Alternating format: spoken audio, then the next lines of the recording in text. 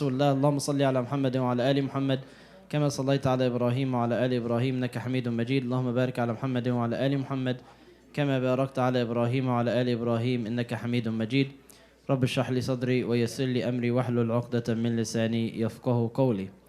We begin in the name of Allah subhanahu wa ta'ala and ask Him to send His peace and blessings upon our beloved Prophet Muhammad sallallahu alayhi wa sallam and his wives and his family members and his companions and all those who follow their example to the day of judgment, asking Allah subhanahu wa ta'ala to make us a part of the legacy. Allahumma ameen. Jazakallah khairan. So continuing with the minor signs, so far we covered about 12 or 13 of them. No, 11. 11, and the last one had a bunch of them mixed inside of it. That there were several signs within the last one, which was the era or eras of deception and darkness. Quick reminder of the signs that we covered so far. Say it again. Not necessarily the birth, but his advent. Him coming as a messenger to mankind, sallallahu alaihi wasallam. Then, his death, sallallahu alaihi wasallam. Then the conquest of Jerusalem. Fath Bayt al-Maqdis. May Allah subhanahu wa ta'ala return a conquest to it soon. Allahumma ameen. Then, the plague of Amwas, followed by abundance of wealth, followed by number 6, intense trials and tribulations in general and specifically what afflicted the Sahaba in their time. Number 7, false prophets. Number 9 or number 8, so what comes after 7, spread of peace in the land. Number 9, a huge fire in the Arabian Peninsula.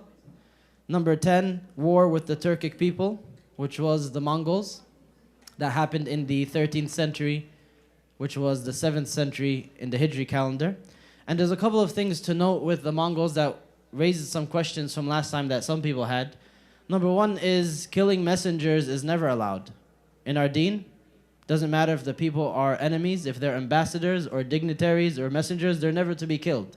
So the Mamluks killed the Mongol messengers. They weren't supposed to do that, but this is something that they did just because some people were wondering from the story. Also to kill fleeing combatants. People who are combatants in war and they're fleeing, they lay down their weapons and they run, they should not be killed. So the Mamluks did that as well. As well as killing with fire, something that the Prophet ﷺ explicitly forbid, to kill people using fire. So the Mamluks were not prophets. They weren't perfect. But in a time where Islam was at the verge of complete and total annihilation, they were the only people who stood up and risked for the sake of the entire ummah. So they saved the ummah literally from the brink of annihilation. That doesn't make them perfect, but just because people, when we went over the story, these were the details that were there and they wondered. They also had a slew of assassinations and coups that they held against each other and infighting. So they weren't angels. They weren't perfect. But like I said, in a time where the ummah needed people to stand up, they did. Then we said after the war with the Turkic people is eras of deception and darkness, and that had many signs in it. For example, the flipping of morals, where the Prophet ﷺ said that the truthful will be considered a liar, and the liar will be considered truthful. The trustworthy will be considered dishonest, and the dishonest will be considered trustworthy.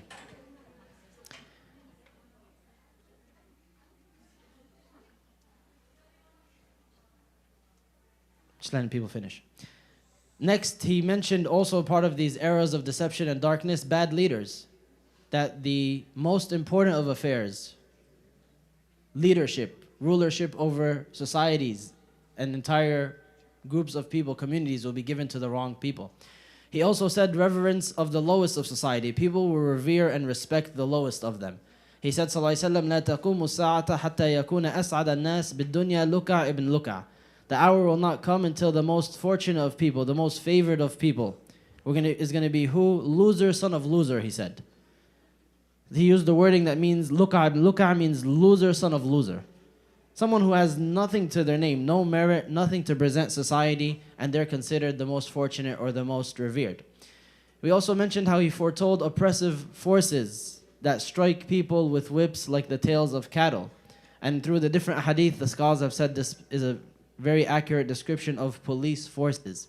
And that raised another question that some people were asking, and it doesn't mean that Islam is anti-police inherently, in principle. Police forces, they're an inception made over time by authority figures.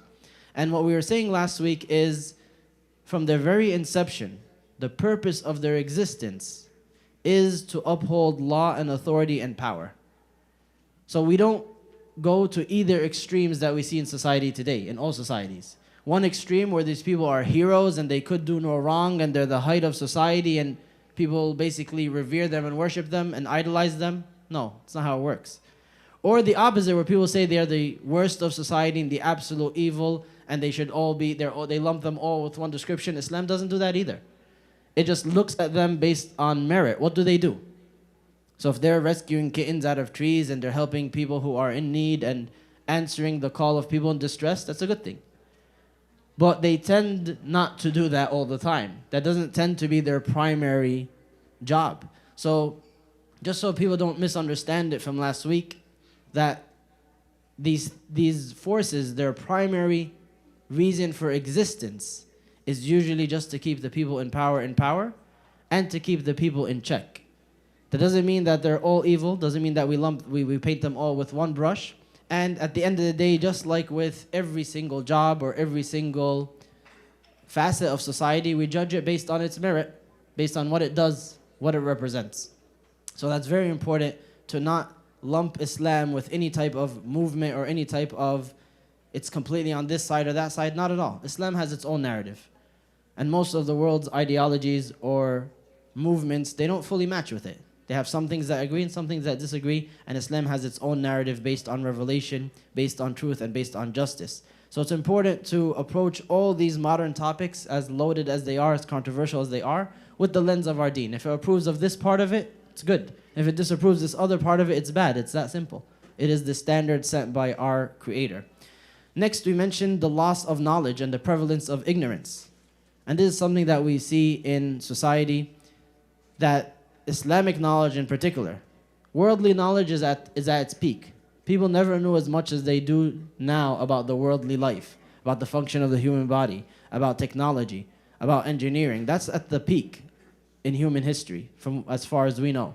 But this is specifically speaking about Islamic knowledge. If you were to grab a random Muslim, someone in this crowd, let's say, I won't choose anybody, but ask them, you don't even have to ask about anything numbered or list like the 5 pillars of Islam or the 6 pillars of Iman, as basic as those are. I'll even put those things aside and just ask them, describe Allah to me, your Creator. What would people say? You're going to find that most people, children and adults, they have the same answers. Allah created us and He feeds us, and that's it. That's as far as people can describe their Creator that they claim that their life purpose revolves around. Who was the Prophet Muhammad ﷺ? Give me just a few details about his life. People, they draw blanks. They have absolutely no ability to describe these things or provide any bit of serious information about them. When we claim that our very core, our purpose in life as Muslims revolves around these things, that's a huge contradiction. That's something that should light up red flags and red signals in our minds and tell us something's wrong. Something's terribly wrong if we have very little information about these things. Pretend that you're walking in the street and someone says, hey, I have 5 minutes. I'm waiting for my bus. Explain Islam to me. If you draw a blank, if that makes you fearful, if that makes you anxious, that's an epic failure on your part as an individual. I'm not saying tell me the intricate rulings of Islamic warfare. Just describe Islam to me. So most people are unable even to do that. So this idea that this is my religion and this is my life and I would live for it and I would die for it and the Muslims are my brothers and sisters, all of that is just lip service until you have at least some information to back it up. Some information to back up that conviction that you claim to have. It's super important. Not just the prevalence of ignorance, but he told us, إِنَّ اللَّهَ لَا يَقْبِضُ الْعِلْمَ انْتِزَاعًا يَنْتَزِعُهُ مِنَ النَّاسِ وَلَكِنْ يَقْبِضُ الْعِلْمَ بِقَبْضِ الْعُلَمَاءِ حتى إذا لم يترك عالما اتخذ الناس رؤوسا جهالا فسئلوا فأفتوا بغير علم فضلوا وأضلوا. Allah subhanahu wa ta'ala won't remove knowledge from people by snatching it from their chests, that one day they just wake up and they don't know anymore. It's not how it works. He said scholars will die, knowledgeable people will die, and there will be no students to replace them. No one bothered to learn this information, understand it, and then spread it. Until what will happen, he said, sallallahu alaihi wasallam, people will take ignorant people as their leaders. And they will be asked, and they will give the answer, so they will misguide themselves and misguide others. One of the tabi'een, he says, I entered a masjid, that had over 30 companions of the Messenger of Allah ﷺ in it. And at each one that I ask a question, he tells me, there's others more knowledgeable than me, go to the next person. So he bounces around 30 of them, and each one says, I'm not going to speak because this is an advanced topic. So go to the next person. There's other Sahaba in this mission. He says, I bounced around 30 of them getting that same answer, struggling to find someone who is willing to answer my question. They didn't jump on top of it.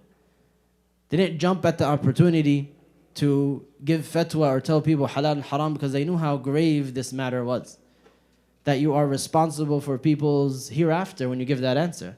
That they'll stand in front of Allah and say, he or she told me that. And then you'll be answerable for that. You'll be accountable. Nowadays, you go on Quora, or how do you say that? Quora, am I saying it right? Quora, is that it? I added an extra R in there. Or some comment section, God forbid. Huh? Reddit? No, Reddit is like 10 years ago, bro. Slam QA? No, Slam QA is run by actually proficient people. But these other websites, you put in a question, and within 5 minutes, you're going to have 500 answers. Everybody is a mufti in the comment space of every single app. And they're so eager to give their 2 cents, which is worth a lot less than that. Don't realize that thousands, perhaps tens of thousands of people are going to read this, and you are going to be accountable for it. Because you spread something that you weren't sure about, that you didn't have the qualifications to say. So these are things that he exactly foretold, sallallahu alaihi wasallam. I think we stopped around there somewhere, which is maybe sign number 12 or 13. Continuing now, and these are all under the eras of deception. They're all linked to these time periods where knowledge is less and sins are constantly bombarding people, and fitan in general. They all kind of coincide with one another at the same time.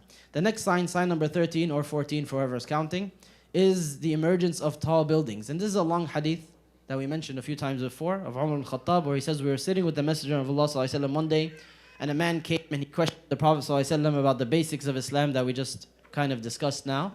And the Prophet ﷺ answered each question. And who was that man?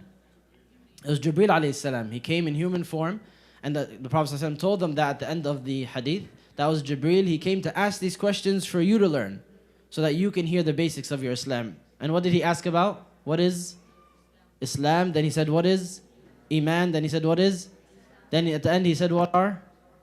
Or when is the day of judgment? The Prophet says, I don't know. Then he says, give me its signs. And that's where we are now. The rest of the hadith you could check out somewhere else. So when he said, what is the signs of the day of judgment? He told him, sallallahu alaihi wasallam, one of them is أن ترى الحفاة العراة العالى رعاء الشاة يتطاولون في البنيان. That you will find the naked, barefoot, destitute, poor shepherds of sheep. Another hadith, in the same hadith but different narration, he describes them as sum al-bukm. They are deaf and they're mute. Not literal, but this is showing that they are ignorant, they're poor, they are shepherds of sheep and goat. He described them as barefoot, destitute, simple people. You will see them doing what? Racing one another, competing with one another to build tall buildings. What's very interesting about this is if you look at the commentary of some hadith scholars like Ibn Hajar, he says, what does this mean is that people would build a home and then their neighbor would want it to be a little higher than theirs. They'll be like, no, I want my house to be bigger and nicer. So they'd make it 1 floor higher or a couple of meters higher, or feet for Americans. And this is what it means. He says either that or it's metaphorical to mean that they just want to make their houses more beautiful. This is what he understood as he's writing, 400 or 500 years ago or more. But imagine if he saw today that it's quite literal that people, the Gulf countries, who a couple of generations ago, the fathers of the kings today, their very fathers, not 1,000 years ago, their fathers and grandfathers, the kingdoms of these lands had absolutely nothing. The cloth of the Kaaba was donated by other nations like Syria and Egypt because they didn't have enough money to renew the cloth when it got old. I've met people who lived in somewhere like Saudi Arabia before it was Saudi Arabia, when it was just Arabia, and they said that when they first came, when their grandparents came, they had money, they weren't poor. They came from, a lot of them came from Burma and other countries because of political turmoil there. May Allah subhanahu wa ta'ala ease it for the Muslims there and worldwide. Allahumma ameen. And they came there and they said, we had money, so we weren't poor, but you'd go out and the market would be empty. The guy says, there's no goods for us to eat. So you have the money, but we have nothing to sell you. Right? We're talking about 60, 70 years ago. So these places were completely blank in terms of amenities, luxuries, or anything to offer. And then in one generation, like half of the world's tallest buildings are there. In the UAE, in Saudi. In fact, at first it was the clock tower. That was the tallest building for like 2.5 years. From like 2009 or 2010 to 2012, 13. Then it became Burj Khalifa. And then they started building the Kingdom Tower and then this and that. So it's quite literal exactly as he described it. Or so we think. Just like Ibn Hajar once upon a time said this means this because he couldn't figure out what else could it mean. Maybe now we see and say, oh no, it's exactly that. Maybe tomorrow will be something completely different. So remember when we said about the minor signs, we can assume, we can read into it and analyze, but we should never be 100% certain because people were 100% certain once upon a time and then they were wrong. Another thing he mentioned, sallallahu alayhi wa sallam, بين يدي الساعة تسليم الخاصة وفشو التجارة حتى تشارك المرأة زوجها في التجارة. That trade will become so prevalent, trade and business, to the extent that the woman will have to help her husband in business. In another hadith, he said, إِنَّ مِنْ أَشْرَاطِ السَّاعَةِ أَنْ يَفْشُ الْمَالُ وَيَكْثُرُ وَتَفْشُ التِّجَارَةِ. Wealth will become so abundant, and then trade will be everywhere. In another hadith, he said, صلى الله عليه وسلم, لا تقوم الساعة حتى تظهر الفتن ويكثر الكذب ويتقارب الأسواق. The hour will not come until the tribulations are everywhere.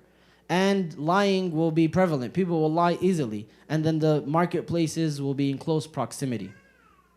So these were also signs that were understood differently. Back then, people would trade with a handful of people around them. 5 or 10 people in your village or in your small town. And to go to a serious marketplace where you want to make huge business or see thousands of people, you very often have to travel for days, if not weeks, to go to like the main marketplace of this area. A serious market, something that is on a higher level. Nowadays, and by the way, when you look at again that the explanation of this hadith in classical works, they'll say people used to have to travel for days. Now they're kind of in every vicinity where you can go and find a market that has meat and cloth and all these things all at once. They thought this was it. But he said, sallallahu alaihi wasallam, quite literally, تَتَقَارَبُ الْأَسْوَاقِ, the marketplaces will be extremely close. Where are they now? They're in your pocket. Right? You can buy something from China instantaneously. Before it even arrives, you could sell it to somebody in Chile. So the marketplaces have been brought insanely close beyond anything that people in the past could imagine. And once again, is this the end of it or is there still more? We don't know, but this is something that we see again appear to happen right before our very eyes. Tall buildings, closer markets, trade expanding to the point where the woman has to help her husband. Are these things negative? Explain.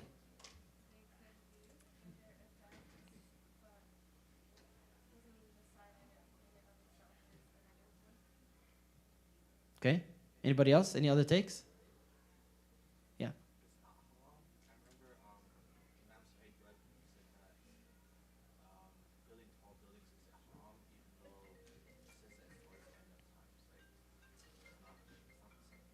Okay. Isn't it showing though that the Prophet is saying how like everyone's racing for the dunya? So inherently, in and of themselves, these things are not negative. Is it haram to build a tall building? Is it haram for a woman to help her husband in tijara? Is it haram for marketplaces to be everywhere? Inherently, in and of themselves, no. They're not things that are wrong. But like Ahmed mentioned, it is an indication of the shift of people's purpose. What is their primary focus? It's trade. It's luxuries. It's having more. This becomes what they focus on. They're not just building tall buildings. He didn't say, sallallahu alaihi wasallam, a sign of the hours, people will build tall buildings. He said, you're going to see poor, destitute. You're the men. You really are. Jazakallah khairan. You're going to see poor, destitute, ignorant shepherds taking wealth and using it to race one another, compete with one another regarding building tall buildings. It's a sign of misdistribution of wealth. It belongs to the wrong people and they're doing the wrong things with it. And also people, he didn't mention more details here, But in other hadith, he told us what is the danger of increasing marketplaces and trade and people joining in trade, even to the extent that the woman has to help her husband, is that people now lose focus of their purpose in life. This becomes their purpose. He told them, sallallahu alaihi wasallam, "Wallahi mal faqra akhsha alaykum, walakinni akhsha alaykum an tubsat ad-dunya alaykum kama busitat ala man kana qablakum, fatanafasuha kama tanafasuha, wa tuhlikukum kama ahlakathum, wa tulhikum kama alhathum." He told the Sahaba, it's not poverty that I fear for you. I'm not worried that you'll be poor one day and you won't have enough to eat. That's not a worry that concerns me. Rather, what concerns me is that one day the dunya will be open before you. You'll be able to establish serious wealth, just like the people before you did. Then you will compete with one another regarding it, just like they did. Then it will destroy you just like it destroyed them. And it will distract you just like it distracted them. The ease of access for wealth, the surplus, is not always a good thing. Abdurrahman ibn Auf, towards the end of his life, he was wiping his face with a handkerchief. And he began to cry, and they said, "Why are you crying?" He said, "Because Mus'ab ibn Umair was better than me. And he was rich in Mecca. He was filthy rich. And when he was killed in the battle of Uhud, we didn't have enough cloth to cover his whole body. When we dragged it to cover his face, his feet showed. And we dragged it to cover his feet, his face would show. And we had to use leaves to finish the covering of his body." So he's saying he came out ahead before all these luxuries were presented before us, and now we don't know, is this our reward for our good, that Allah's giving it to us here? And then we sacrificed this whole way, and in the end we're going to lose it in these luxuries? And this is Abdurrahman ibn Auf, whom he himself is one of the 10 who were granted the news of paradise while he was alive. So it's not like he's a random Sahabi. But this is how they viewed these things. They realized it's a danger. He said, sallallahu alaihi wasallam, in another hadith, إِذَا فُتِحَتْ عَلَيْكُمْ فَارِسْ وَالرُّومِ أَيُّ قَوْمٍ أَنْتُمْ. If you guys conquer the Persians and the Romans, you conquer their lands, what kind of people will you be? And it's Abdurrahman ibn Auf himself, radiallahu anhu, who answers, and he says, نَقُولُ كَمَا أَمَرَنَ اللَّهُ. We will still say what Allah commanded us to say. We will still do what He commanded us to do. And the Prophet ﷺ said, أَوَ غَيْرَ ذَلِكَ. Maybe not. Maybe you'll do something else. تَتَنَافَسُونَ ثُمَّ تَتَحَاسَدُونَ ثُمَّ تَتَدَابَرُونَ ثُمَّ تَتَبَاغَضُونَ. You will compete with one another. Then you will envy one another. Then you will turn your backs on one another. Then you will hate one another. That's the end of the road for people who seek the worldly life. This is the exact system of progression that they go through when they seek these riches and make them the purpose of their lives. So yeah, they're not inherently evil, but they lead to so many other evil things if they're left unchecked, if they become the purpose of your life. We already spoke about the spread of riba as well, that every single piece of wealth will have some remnants or some connection to riba, whether people like it or not, whether they engage in it directly or not. Another effect of surplus wealth, even if not directly, and part of the description of these eras of deception and darkness, he said, sallallahu alaihi wasallam, وَيَظْهَرُ الزِّنَا, that fornication will become prevalent. Because when people indulge in worldly things, they don't become satisfied. None of that satisfies them. None of that satiates them. And you see that with the so-called sexual revolution that this country went through, or the world went through in the last 5 or 6 decades. It started off by saying people should have less limitations in who they engage with. And then it became homosexuality, that the same gender can go with itself with no problem. Then it became transgenderism. And then now we're on the brink of, who knows? Species, with trans species, right? There's trans-abled people who pretend that they're disabled. You're on the brink of, people are looking at this and they laugh and they say, this is insane. No, this is the end of the road, or not the end, this is just the beginning probably, of people who just open the doors and never get satiated by worldly things. It doesn't have an end. He said, sallallahu alaihi wasallam, سَيَأْتِي عَلَى النَّاسِ سَنَوَاتٌ خَدَّعَاتٌ. The same hadith in a different narration that we began with the eras of darkness and deception. And in the end of the hadith, he says, وَتَشِيعَ فِيهَا الْفَاحِشَةِ. That it will be very prevalent sexual immorality at these times. It will be completely normal and widespread. In the hadith of Abdullah ibn Umar, he said, sallallahu alaihi wasallam, he said, أقبل علينا رسول الله صلى الله عليه وسلم فقال يا معشر المهاجرين خمس إذا ابتليتم بهن وأعوذ بالله أن تدركوهن. the Messenger of Allah ﷺ came upon us one day and he said, 5 things that you will be tested with, and I hope you never see them. I hope you guys don't live to see this because it's going to be horrible.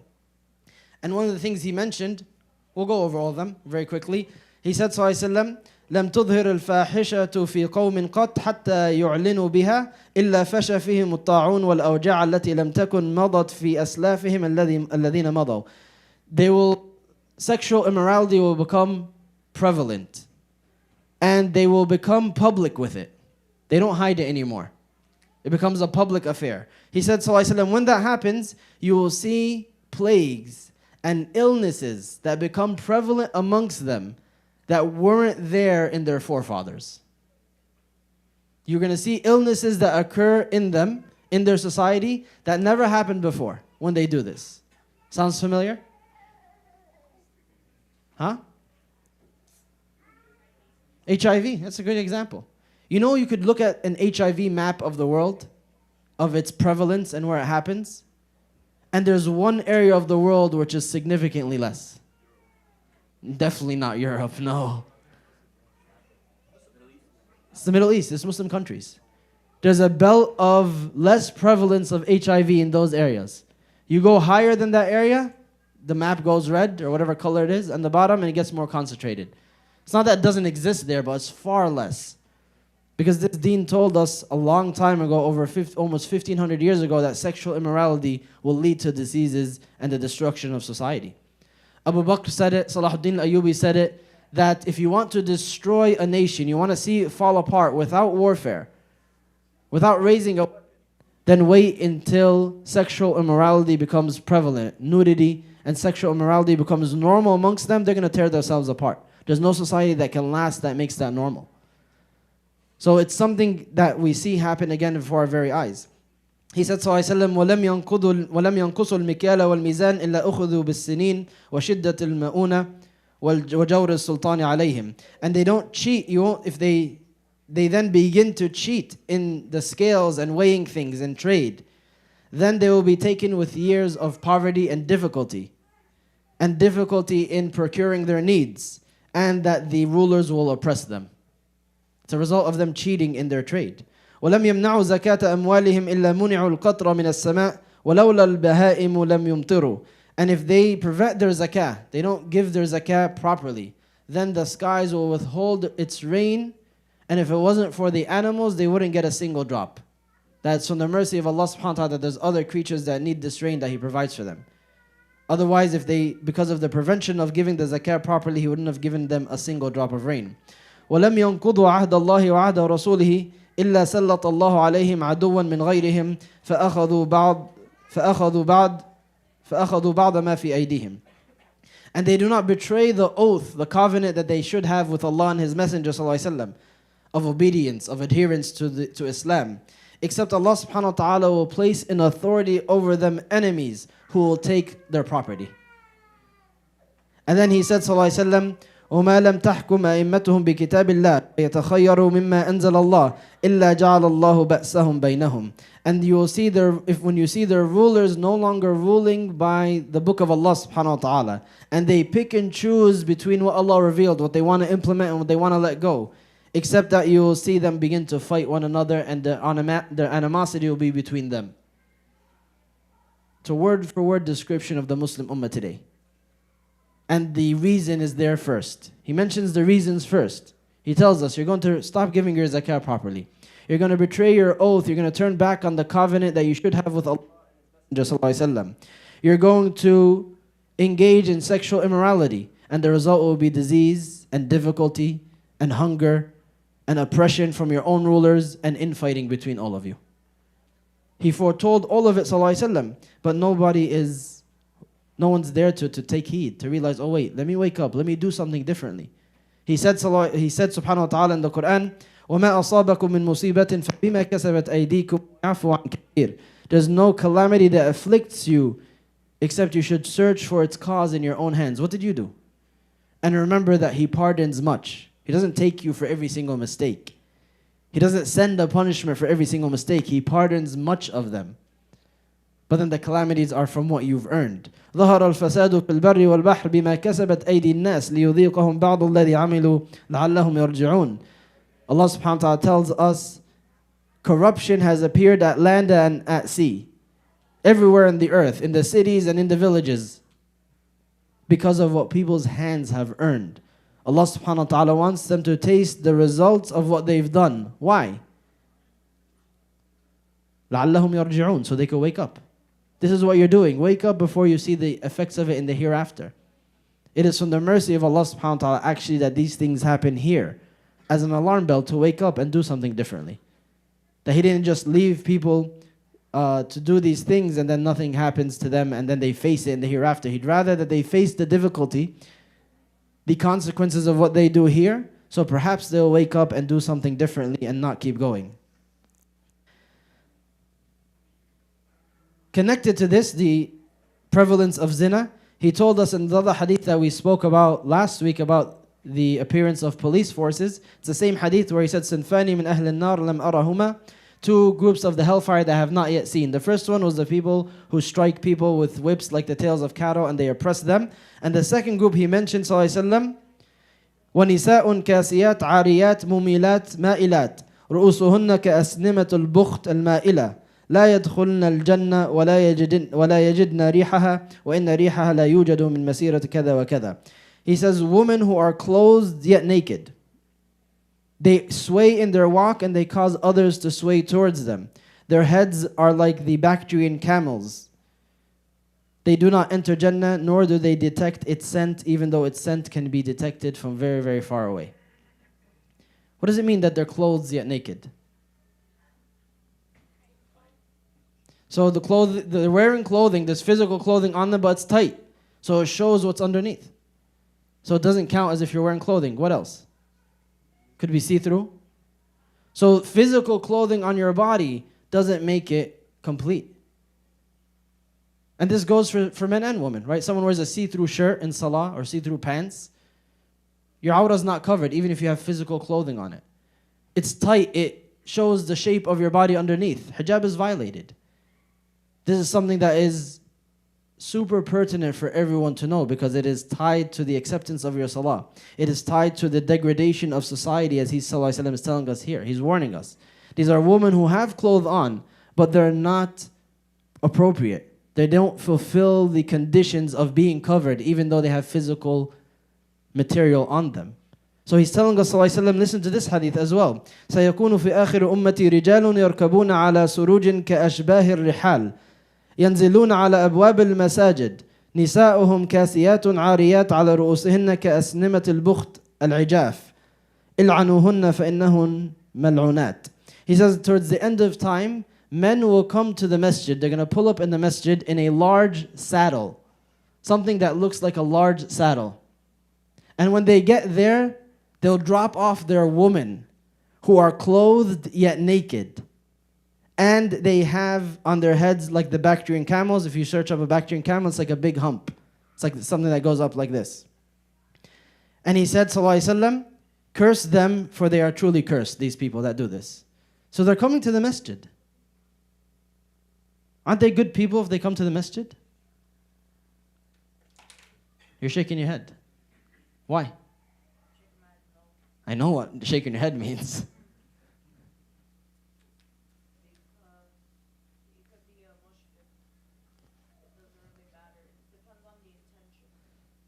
So their intention is not pure. Anything else? It's possible. It's not mentioned here, but I want to hear your take. Yeah. So by disrespecting the house of Allah, they're cursed? It's that simple? I'm asking. I'm not attacking your idea. Yeah? These are indications of what they're doing is not here. They're not here to worship. They're not here to adhere to the rules of Allah subhanahu wa ta'ala. They're doing something else. Maybe just to socialize. There's tons of that goes on all the time. There's some people who come and leave and they never pray a single rak'ah and they come all the time. They don't attend a single program. The reason they come to the masjid is something completely different. It happens. This isn't an attack masjid goers, but he's describing to us a time period where people come to the masjid, they're not dressed properly, they don't act properly, they don't engage properly, so they come and they go and they don't get anything. and they're part of the degradation of society. So that is a message for all of us, that when we come to the masjid, be the most pious that you can. I don't care if that's not what you're like outside. It's okay. Come here and say, I'm here to be different, to try to get closer to my Creator, to dress and act on a higher standard. That's okay. Doesn't make you a hypocrite that you do it here and you don't do it outside. As long as you don't make that your goal, that I'm only good inside the masjid.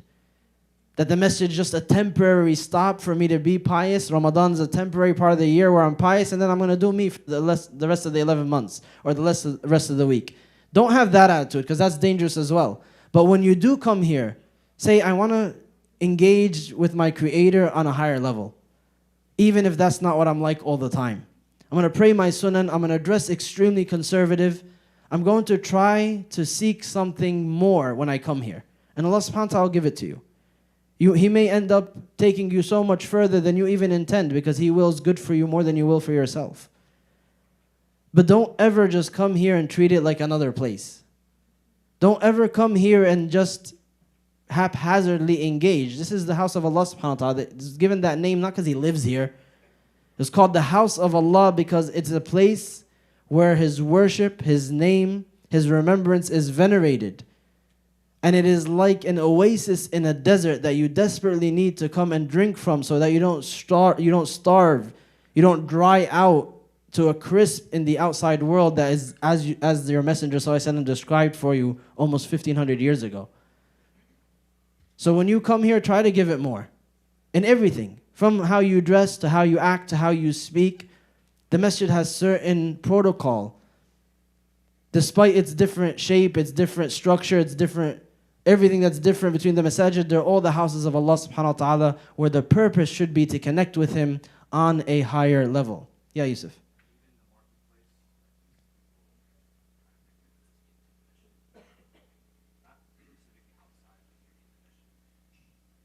What do you mean?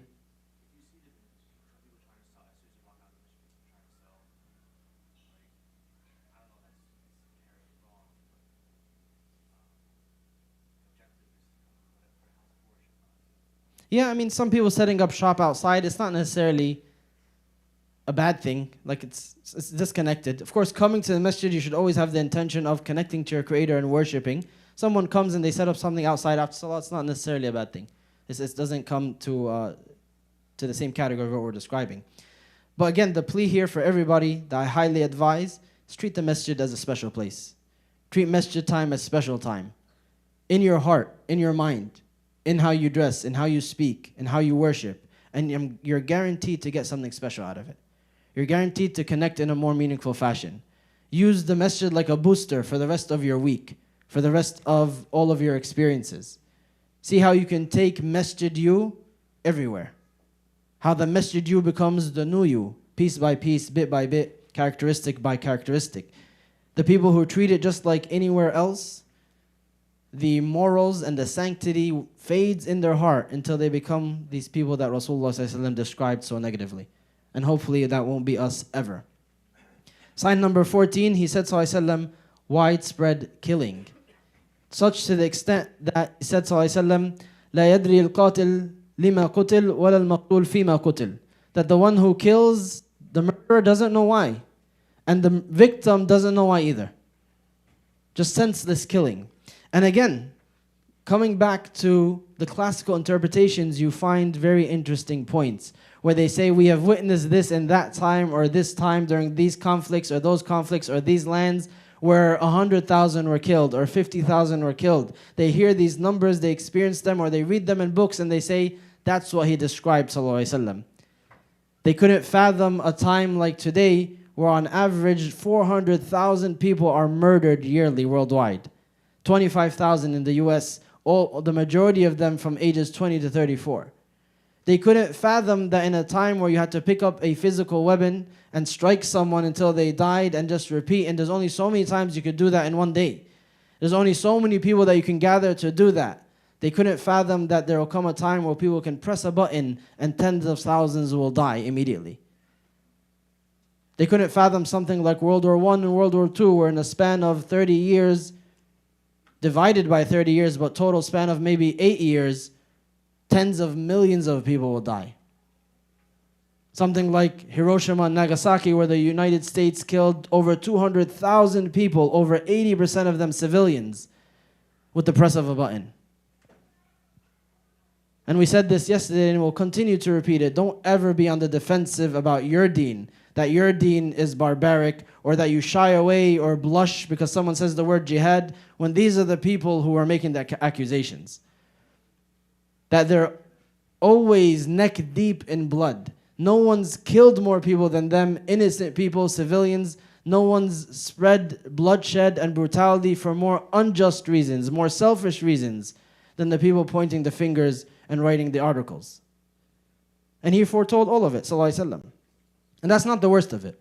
The worst of it is that he said, sallallahu alaihi wasallam, is that during these times, it will be you killing each other. He said, sallallahu alaihi wasallam, that the Muslim will kill his fellow Muslim and engage in widespread bloodshed against their fellow Muslims. That's the worst of it. That you have something like a Sudan, whereas Muslims killing Muslims, funded by other Muslims or people who claim to be. What's our excuse there? What's the explanation for that? Muslim country is rhetorical, but go for it. Just following orders, yeah, sure. That doesn't work in front of Allah subhanahu wa ta'ala. It's not an excuse. Fighting over authority or power or resources so that you spill the blood of your fellow Muslim. We spoke about it yesterday, how Ibn Umar, as the times of tribulation of the Sahaba continued, people came to him and they said, you're the best of people and you're the son of the best of people, Umar ibn Khattab. If you stand up in the midst of all this turmoil and you tell them, I'll be the leader, then everyone will agree. That's going to calm the whole ummah down. No one will be fighting over you the way they're fighting between Ali radiallahu anhu and Muawiyah radiallahu anhu. No one will fight over you. And he said, I will never allow the blood of a single Muslim to be spilled in my name. Impossible. That's why Uthman told everyone, stand down, even though he would have been absolutely justified and Islamically in the right to raise arms against the people who rebelled against him unjustly and tried to attack him, and they did destabilize the whole ummah. Islamically 100% justified to stand against them physically, to fight them. But he said, there's no Muslim blood that will be spilled in my name. And the Prophet ﷺ foretold all of that, so he knew what was going to happen. But there is a silver lining, like we said already, that we said before, which is, he said, ﷺ, Inna ummati ummatun marhuma. This nation of mine is a nation that mercy has been shown to. How in the midst of all of this? How's there mercy in all of this that we just described? What's the mercy in it? We already said it, yeah, Fuad. Their suffering is here. He said, لَيْسَ عَلَيْهَا فِي الْآخِرَةِ حِسَابٌ وَلَا عَذَابٌ إِنَّمَا عَذَابَهَا فِي الْقَتْلِ وَالزَّلَازِلِ وَالْفِتَنِ. It's not going to experience a generalized torment like other nations will on the Day of Judgment, that they wholesale rejected, they wholesale failed in their entirety. He said, for this ummah, their punishment is here. Difficulty, tribulations, earthquakes, and killing that will happen amongst them, and that will be an expiation of their sins, an expiation of their mistakes. So through this turmoil, the Muslim ummah grows stronger. It wakes up, hopefully, and says this way of life was wrong. For us to fight over authority was wrong. For us to fight over resources was wrong. That's never what made us strong. That's never what made us united. We don't need to do that. Hopefully, generations like yours, like ours, sees that happening, reads for the last 50 years, and says there's no way we can perpetuate that. The change has to happen now. That's the point of it. That's why Allah allows it to happen. But if this generation hits the snooze, then it perpetuates those same struggles, that same bloodshed, that same conflict and fitan, and maybe the next generation will wake up. It's all about that first generation to look at it and say, no, not us. We refuse. We refuse to separate our masajid and our communities based on ethnicity. We refuse to perpetuate family feuds over land, over business, over he said, over she said. We refuse to allow the same customs and traditions that we saw break up our families before to continue today. It's all about making that decision and refusing to conform to things that are ruining your family, ruining your community, ruining your ummah, as directly foretold by your Messenger sallallahu alaihi wasallam. The next two signs and the last two that we'll cover for today, he mentioned sallallahu alaihi wasallam, وَلَا يَكُونَنَّ مِنْ أُمَّتِي أَقْوَامٌ يَسْتَحِلُّونَ الْحِلَّ وَالْحَرِيرَ وَالْخَمْرَ وَالْمَعَازِفَ وَلَا يَنْزِلَنَّ أَقْوَامٌ إِلَى جَنْبٍ على من يروح عليهم ولا يستحلن طائفة من أمتي الخمر باسم يسمونها إياه. It's two different hadith, they kind of got mixed up. But basically he said sallallahu alaihi wasallam, from the signs of the hour is that you will see a group of my ummah that make lawful silk. Is silk haram? For men. So that's the implication, that they're going to be men who wear the silk and they make it lawful, as well as khamr. What is khamr? Khamr is an intoxicant. It's not exclusively just alcohol. It's a word that comes from the word khamara, same word as a khimar. What does a khimar do?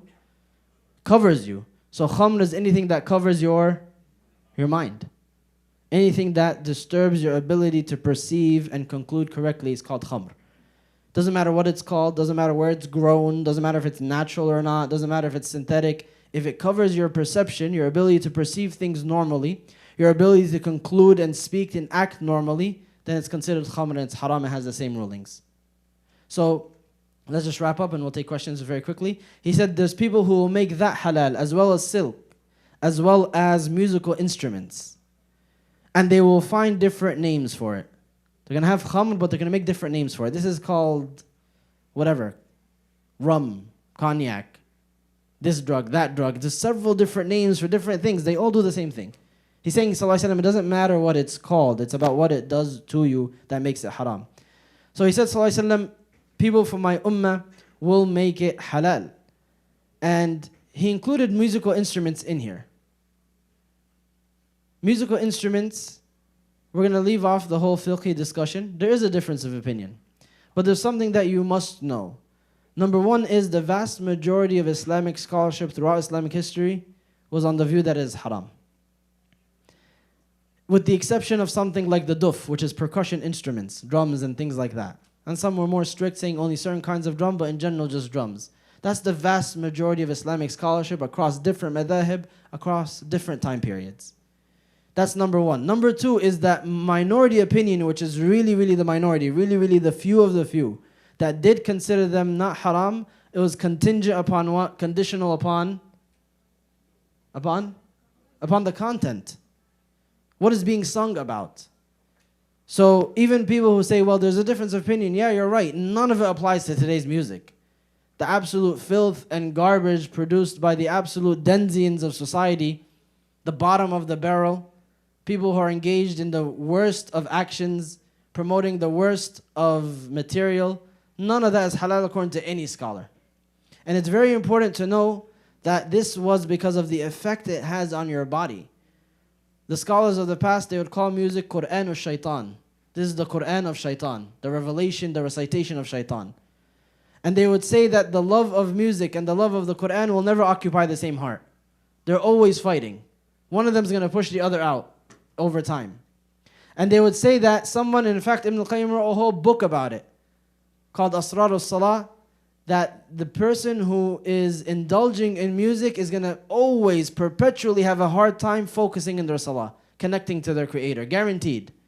That you'll never find someone who loves music and they're achieving khushu', impossible. So, leaving off the difference of opinion in the fiqh of it, if this is what our tradition and the scholars have said over history, you add to that modern science and research which proves that music 100% of the time elevates your blood pressure and your heart rate, triggers a massive dopamine release in your brain that is similar to drugs according to brain scans. That is proven to amplify all kinds of emotion. If you're sad, you're going to be sadder. If you're happy, you're going to be happier. That it creates identities. That the way you see yourself changes depending on what you listen to. Think about what you were listening to 10 years ago, how big of a loser you were. And then now how cool you think you are, and how that changed in what you listen, how big of a part of that was when you mention it to yourself or think about it. In addition to, it forms identities of association between people. Think about it. You say, this is my favorite song. Someone says, me too. You're like, oh, wait. Maybe he's not as big as a loser as I thought. Right away, it creates something. All of this command and control over your heart and over your emotions to offer what positivity? What are you gaining? What are you gaining from all of this? Something that completely dominates your identity and how you speak and is proven to do all of that from science. Forget the deen aspect. So, if you're ever waiting for a sign to put an end to it, start now. Begin with the content. Anything that's filthy, anything that's haram, it's not slowly, it's not gradually, it's not when you're strong enough, it's now. Get rid of it. Delete the entire playlist. Anything of, and that, I know that takes off the majority, that's fine. You want to ease yourself now through the rest of it, try to replace it with something with a good message at least. If you can go cold turkey, that's even better for you. There's a reason why you turn to it when you're in turmoil, when you're happy, when you're driving, when you're working out. Because you're giving it a level of control and command over your body physically and over your mind and over your emotions. And that will never coincide with someone who does that to the Quran or who has that relationship with Salah. Never. You will always struggle to connect to the Quran. You will always struggle in your prayer as long as music has a good share of your ears. Guaranteed. 100%. There is no exception. So do yourself a favor. He said, sallallahu alaihi wasallam, in this hadith, people will come that make it halal. What does that indicate? That it's haram. Where does the difference of opinion come from? It's a different fiqh discussion that we'll have never, but it's something that you could look up at your own leisure. I don't mind having it, just definitely not here and now. But it is like I said, the vast majority of Islamic scholarship, because of these reasons, and they recognize them before brain scans and people knew what dopamine was, but they just recognize it from the gatherings. And they mention, he sallallahu alaihi wasallam put it into the same context as people who make other things haram, make other things halal, like drinking, because it's always in that context. Everything that we mentioned, not everything, but most of the things that we mentioned today, they all exist in the same context. People dressed improperly, zina, music, alcohol and drugs, they all accompany the same spheres. They all accompany the same environments. There's a reason for that. There's a reason why people indulge in all of them at the same time. They're all part of the same lifestyle and they lead to the same conclusions. So the Prophet ﷺ is telling us about dark and evil times, and how many people feel overwhelmed? How many people feel like it's a lot to take in? That's what he mentioned. He said it's going to be like an overwhelming wave. It's going to be times where it seems like everything is haram. Not because everything is haram, but that's the kind of society that surrounds us. There's more halal than there is haram. But because of the society and the time that you live in, it seems the opposite. But that brings us back to the same conclusions that we had last week. Allah put you here and now. He chose for you to exist here and now, and to hear this information, to hear what He wants from you, to hear the lifestyle that He demands of you, to hear it here and now with the way that everything exists. And He told you, despite its difficulty, despite how lonely you might feel doing that, this is what's better for you. That you see the stream going completely the opposite direction. You got to be that salmon that just jumps 1 inch at a time. Right? Then a bear snatches. No, that's not a positive ending. But you got to swim upstream. You got to keep going. You got to keep trying despite everything. And he knew how difficult it would be, sallallahu alaihi wasallam, which is why he said, "Bada al-Islamu ghariban wa sayaudu ghariban kama bada." Islam started off as something strange. It started off as being something weird. And it's going to return to being strange just as it began. That people will look at the Muslim and be like, what a weirdo. Aren't you hot in that? Aren't you cold in that? Aren't you tired? You can't eat this or that. You can't listen to this or that. What a weirdo. He said, sallallahu alaihi wasallam, that's going to happen. That it started off as something strange and it will return to being something strange just as it started, just as it originated. That you're not going to find an overwhelming support system except in places like this. But he didn't stop there. He said, sallallahu alaihi wasallam, فَتُوبَى لِلْغُرَبَاءِ, glad tidings to the strangers. He's telling, hey strangers, hey weirdos, we're in it together. You're not on your own. Glad tidings for you. Great rewards are in store for you for choosing to go against the grain and be someone different in a time where being like everyone else is the worst thing you can do. They asked him, sallallahu alaihi wasallam, who are these strangers? What makes them strange? He said, الَّذِينَ يُصْلِحُونَ إِذَا فَسَدَ النَّاسِ, people who seek righteousness when everyone else is corrupt. They go against the grain. In another hadith, another narration, he said, sallallahu alaihi wasallam, هُمْ أُنَاسٌ صَالِحُونَ قَلِيلٌ في أناس سوء كثير. There are few righteous people in the midst of a complete majority of evil, of corruption. It would be so much more difficult if he didn't foretell all of this. But hearing it should give you strength, should give you encouragement that you're not alone. You're part of a long legacy. You will find a support system you have to look for in places like this. You have to be there for each other. You have to wait for each other's shortcomings. You have to be that hand that sticks out when someone stumbles. Don't be there to point a finger at them and put them down, make them feel even more ostracized in a world and a time where you're already ostracized by your entire surroundings in all societies, even Muslim ones in Muslim countries. So don't ever do that to each other. Share these things, encourage each other. We'll mention it often and see how we could all pick each other up and be strangers together. We'll be weirdos together, like the anime club.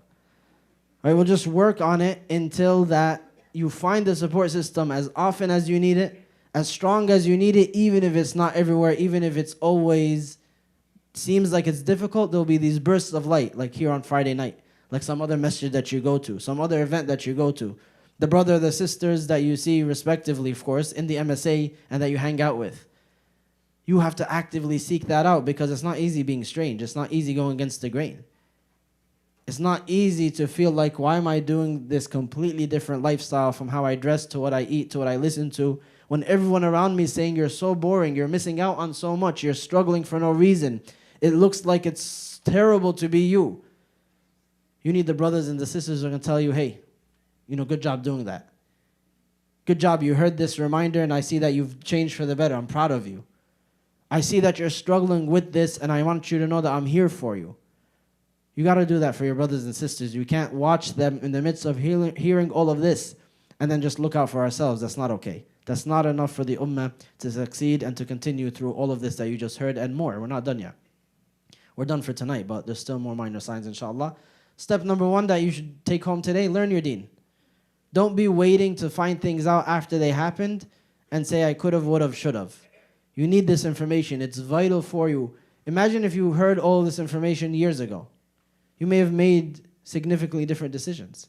You may have never gotten involved or started to do certain things that now you're stuck in. Because your mind would have been blown that the Prophet ﷺ foretold this 1500 years ago almost. And that would have given you strength to resist, strength to look at it differently. And the second thing is, and this is the same conclusions we had last week, same conclusions we mentioned several times over, and we'll always mention them because the reminder is what we need. First is to learn, second is to implement. If you found out this is haram, if you found out that this is fard, act immediately. Don't put it off till later. You may not get that chance, not just because you might die, not just because death may come suddenly. May Allah subhanahu wa ta'ala preserve you and all your families, Allahumma ameen. But it's because maybe you won't be able to. That your willpower to resist has been sapped by everything around you. Because you're surrounded by a system, a support system, that isn't really a support system. It's something that you have to physically break away from, feel like you're ripping off a part of you to be able now to act differently. It's impossible. Don't wait till that point to say, well, I knew this before and I could have and I would have and I should have. We ask Allah subhanahu wa ta'ala to give us the strength to be strangers in a time where common folk and what's familiar is not in His pleasure, to give us the strength and the sincerity to be support systems for each other, to not judge each other, to be patient upon each other's journeys such that we can take this journey together. Allahumma ameen. Are there any questions? There's a hand here. There's a lot of hands here, but there was a hand that was raised for a question. Change your mind? Go ahead, brother.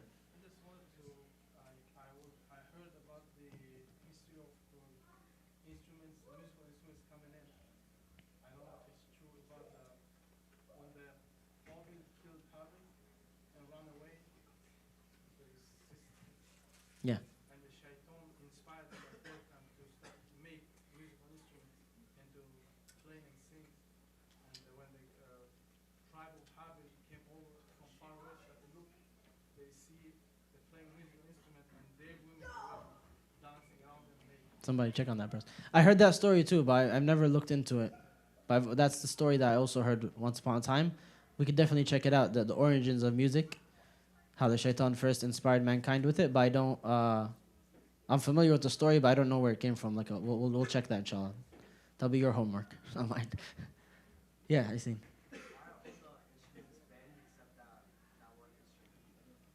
So it's mentioned by the Prophet ﷺ. It was used in their time. Um, there is a level of expressing happiness and joy that is acceptable, and it was used in weddings or in similar gatherings. And depending, like that's why I didn't want to get into the fiqh of it. It would be a little bit of a longer discussion, but it's something that is more controlled, is limited.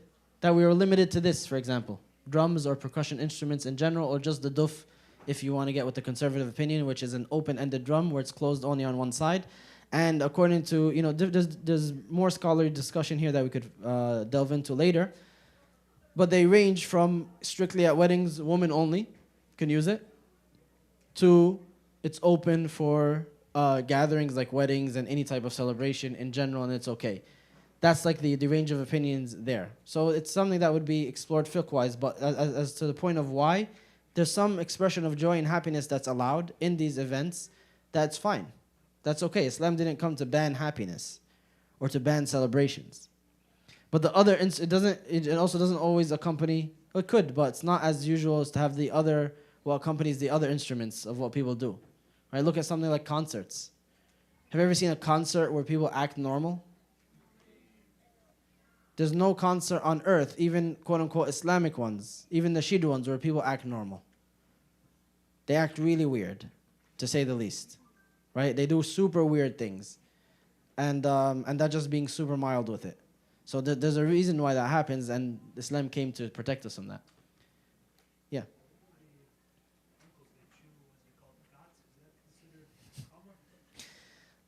So a lot of scholars would not consider qat khamr because it doesn't cover the mind in terms of its perception or its ability to make decisions. That doesn't mean it's halal. Most scholars, if not all of them, say it's still haram, but it doesn't get qualified as khamr because it doesn't do what khamr does. It's definitely not like caffeine, but so caffeine, someone drinks coffee, do they lose their ability to perceive things accurately and make decisions? Not really. So we could look up the discussion on qat later, but like I said, most scholars say it's haram because of different effects that it has. One of them is like the health effects, and then the effect it has on people, which is very, very apparent, where they end up doing nothing as they chew, and then that goes on for hours, and their life goes down the drain, their economy goes down the drain, as we've seen. So it's these effects that would make it haram, which are still psychoactive effects. I think that's the word, right? Psychoactive, but they're not necessarily khamr.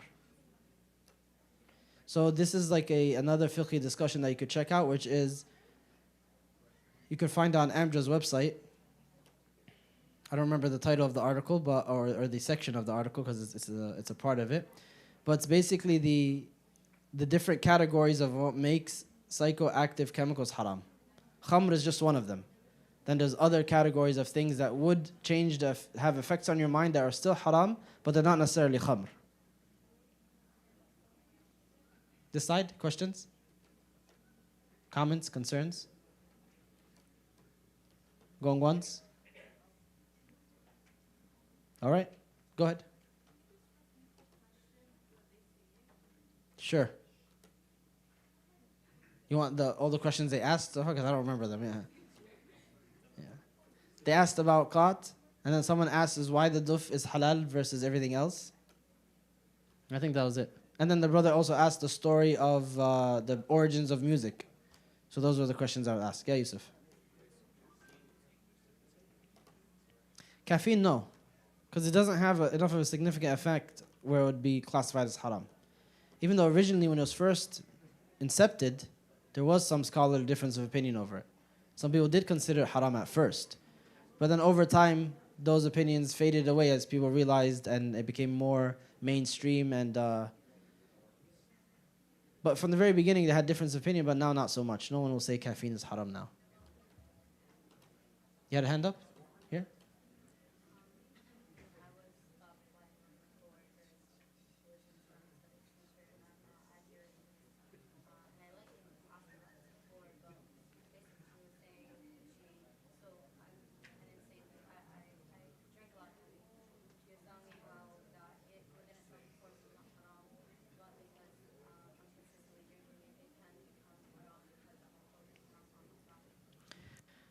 That applies to everything. Sugar, food.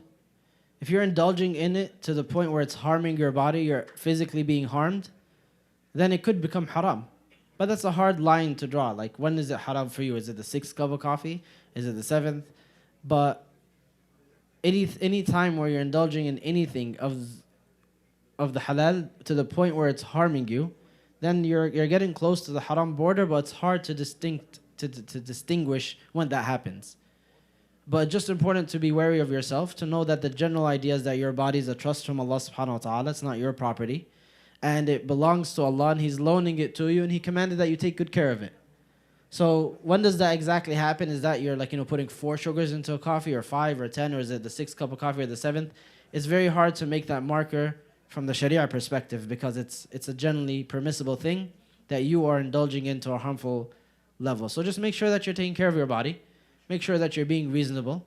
Look up research and if there's any consensus on these things, and there might be. They might be telling you anyone here have the idea that the amount of caffeine you should have daily? What's the limit? What does that mean to me who doesn't count things in milligrams? 4 cups? 2 to 3? So the scholars have differed, as you see. So 2 to 3 cups. After that, it gets harmful, or what happens?